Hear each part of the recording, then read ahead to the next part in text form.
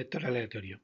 Un vector aleatorio es aquel que posee n variables aleatorias, de manera que para todos los casos del espacio muestral o cada caso del espacio muestral va a parar a un valor real con n componentes, con n coordenadas. En nuestro caso, pues nosotros estamos especificando variable aleatoria bidimensional, pues vamos a tener dos variables aleatorias y nuestro espacio muestral va a dar lugar o va a ir a parar a valores reales de dos componentes o a vectores de dos componentes.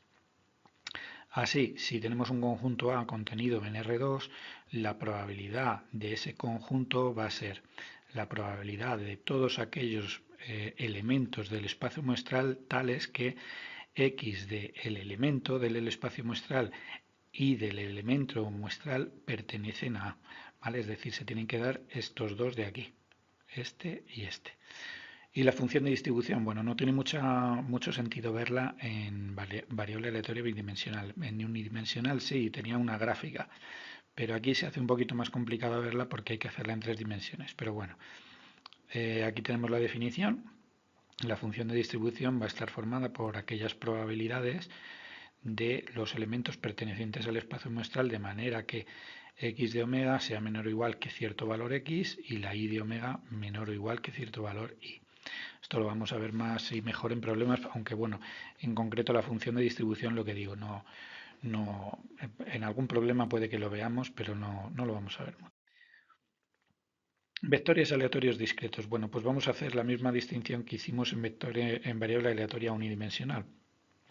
Vamos a ver la parte discreta y luego la parte continua. En lo que es la parte discreta, pues la función de masa conjunta, ¿cómo la definimos? Bueno, pues la probabilidad de que x tome cierto valor, la primera variable aleatoria tome cierto valor y la segunda variable aleatoria otro valor, pues es la probabilidad de aquellos elementos del espacio muestral tales que x de omega sea igual a este valor que habíamos puesto aquí y la y de omega sea igual a este otro valor que teníamos aquí. ¿Y esto normalmente cómo se ve? Pues se ve haciendo una tabla de doble entrada en la que en una columna colocamos una variable aleatoria y en la fila de arriba la otra variable aleatoria, ¿vale? Distribuciones marginales. Bueno, pues las distribuciones marginales van a ser aquellas en las que la x, la primera variable o una de las variables aleatorias, le fijamos un valor, mientras que la otra variable aleatoria los toma todos, ¿veis? Desde j igual a 1 hasta n, la y sub j toma todos los valores posibles, mientras que la x se queda en el valor que hayamos fijado. Y lo mismo para la y, ¿vale? Fijamos el valor de y y la x recorre todos los valores posibles. Lo veremos en problemas mejor. La esperanza de una variable aleatoria se define como una variable aleatoria discreta como x sub i por la probabilidad de los x de la variable aleatoria igual a x sub i y lo mismo para la y. Y la covarianza pues serían los x sub i por los y sub j, probabilidad x igual a x sub i y igual a y sub j. Lo que digo, esto así contado no dice nada, pero en problemas veremos que es bastante más sencillo. Probabilidad condicionada. Pues también podemos calcular la probabilidad condicionada que vimos en el tema de probabilidad, pero con variables aleatorias discretas, ¿vale? En este caso, pues nada, lo que estamos calculando es la probabilidad de que la variable aleatoria x tome el valor x sub i, sabiendo que la variable aleatoria y toma el valor y sub j, ¿vale? Lo mismo al contrario, probabilidad de que la variable aleatoria y tome el valor y sub j sabiendo que la x toma el valor x sub i. Y por otro lado, pues lo que tenemos es la definición de variables independientes. Si yo quiero calcular esta probabilidad y veo que me da este producto, pues las variables son independientes. O lo que es lo mismo, si calculo la probabilidad condicionada de x a que ocurra, sabiendo que ha ocurrido y, perdón, pues eso es lo mismo que la probabilidad de x. Vemos que no depende de y.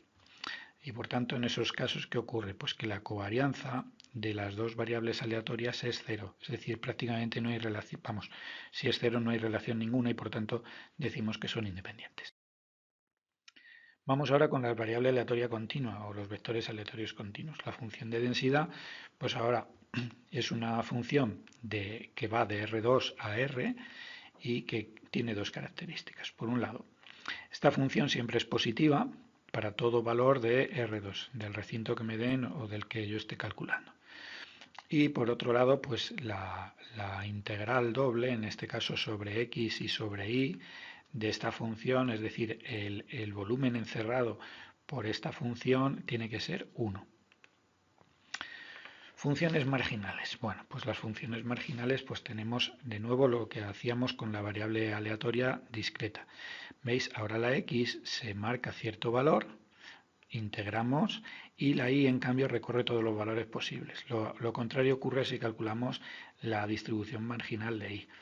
Pues en este caso la y toma un valor concreto mientras que la x recorre todos los valores posibles.